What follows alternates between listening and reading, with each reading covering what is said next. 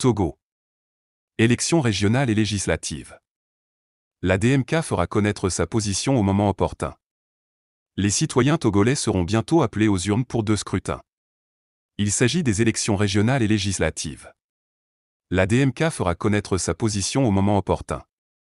Intervenant sur sa participation ou non à ces échéances électorales, la dynamique Monseigneur Kpodzro, DMK, se prononcera en temps voulu. Nous sommes dans une logique donnée. D'ici 2 mois, en mars, la DMK fera connaître clairement sa position sur la question des élections, a indiqué la coordinatrice du mouvement citoyen composé de partis politiques et d'organisations de la société civile, Madame Brigitte Kafui-Adjamagbo-Johnson. Notons que la responsable de la DMK tenait ses propos lors d'une conférence de presse au cours de laquelle l'organisation a annoncé un meeting qu'elle tiendra ce samedi 14 janvier 2023 à 14 h à Bekonjinji. Il s'agit d'un meeting de sensibilisation et d'information sur la situation économique, sécuritaire, sociale et politique de notre pays après 60 ans de gouvernance de la famille Gnassingbé.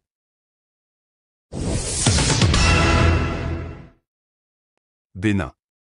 Élections législatives de janvier 2023.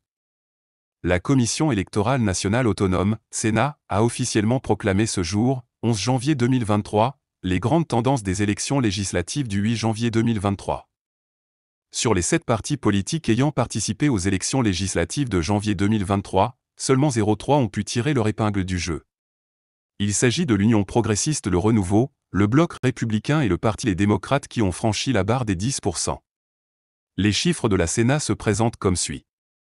Taux de participation, 38,66%. UP Le Renouveau, 37,56%. Bloc républicain, 29,17%.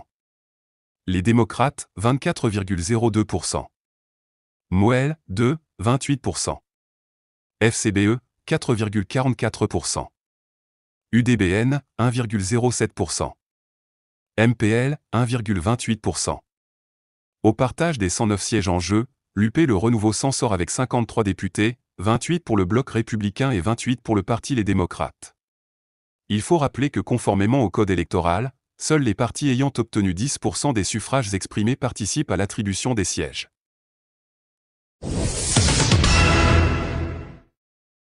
Bénin. Législative 2023. Rekia Madougou réagit après les votes. Arrêté depuis mars 2021 et condamné pour 20 ans de prison, le leader de l'opposition béninoise Rekia Madougou a réagi après le scrutin législatif du 8 janvier 2023. Depuis sa cellule à la prison civile de Dak-Promiserete, elle a exprimé ses impressions par rapport aux informations qui lui ont été communiquées sur le déroulement du vote. La visite de l'un de mes avocats ce jour 9 janvier m'a été d'un goût particulier, en ce qu'il est porteur de l'information que j'attendais de tout mon cœur. Le 8 janvier 1912, naissait l'ANC. Ce parti politique sud-africain qui s'était fixé comme objectif la lutte contre les discriminations raciales et les exclusions, deviendra célèbre en tant qu'instrument de lutte de l'illustre Nelson Mandela. Plus d'un siècle plus tard, jour pour jour, le combat contre l'exclusion et les discriminations, porté par le Parti Les Démocrates, LD, sur le même continent, marque un tournant décisif au Bénin. Dame Nature dévoile ainsi une sacrée cohérence. Rendons gloire à Dieu le Tout-Puissant, le Miséricordieux, pour les élections législatives de ce 8 janvier 2023. Notre Créateur étant omniscient, sa parole inspirée dans le missel à cette même date du 8 janvier 2023, nous confirme qu'il est l'auteur du salut manifesté dans les urnes, a d'abord affirmé la candidate recalée à la dernière élection présidentielle au Bénin.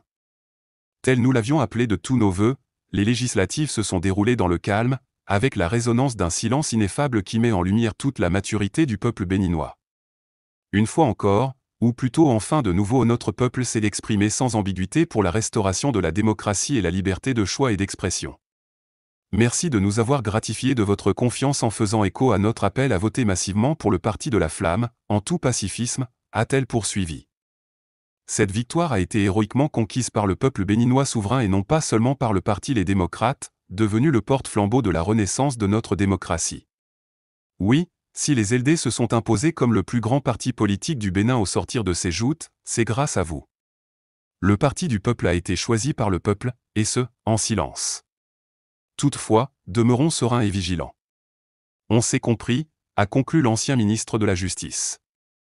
Le 11 décembre 2021, Rekia Madougou est condamné par la Cour de répression des infractions économiques et du terrorisme, criait à 20 ans de réclusion et une amende de 50 millions de francs est reconnu coupable de complicité d'actes terroristes.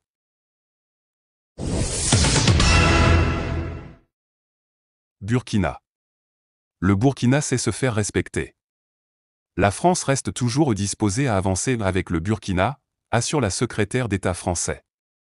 La France a assuré ce mardi 10 janvier 2023 être toujours disposée à avancer avec le Burkina Faso.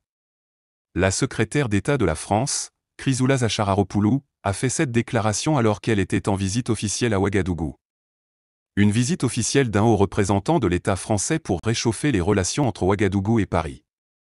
Ce mardi 10 janvier 2023, la secrétaire d'État français, Chrysoula Zacharopoulou, a rencontré le président de la transition burkinabé, le capitaine Ibrahim Traoré. Les relations diplomatiques et la lutte contre le terrorisme ont été menues de cette rencontre. Lors d'un point de presse animé après cette rencontre, la secrétaire d'État a apporté le soutien du peuple français au Burkinabé. La France est en mesure de faire beaucoup dans le respect et l'humilité. Nous sommes convenus avec le président Traoré d'avancer ensemble. La France est disposée à avancer avec le Burkina, a-t-elle déclaré. Selon la secrétaire d'État français, le drame qui frappe le Burkina touche la France. À l'en croire, c'est le même peuple qui est frappé.